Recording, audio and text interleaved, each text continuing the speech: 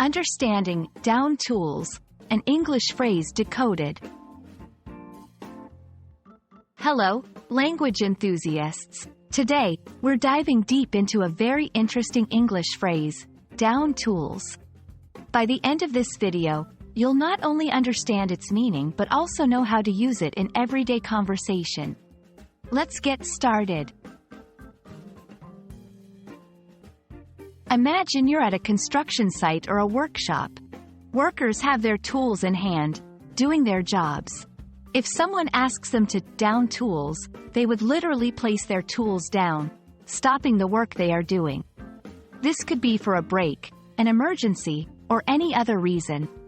It means to stop working temporarily. Just like many English phrases, down tools can be used in a figurative sense. When we use down tools, metaphorically, it refers to a person or a group stopping what they're doing, often as a form of protest or to make a point.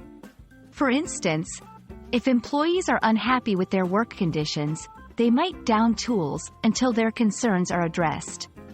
It's a way of saying, we won't continue until something changes.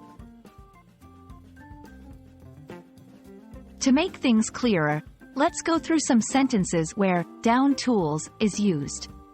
1. The workers decided to down tools until they were given safer equipment. 2. She was so frustrated with the project. She felt like downing tools and walking away. 3. If the management doesn't listen to our demands, we might have to down tools. Through these examples, you can see that the phrase can be applied in various contexts, often revolving around dissatisfaction or the need for a change. And there you have it. Down tools is an intriguing phrase that captures the essence of stopping work, either literally or metaphorically. The next time you hear or read it, you'll know precisely what it means.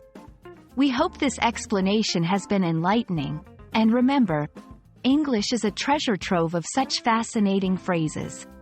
Keep exploring and happy learning!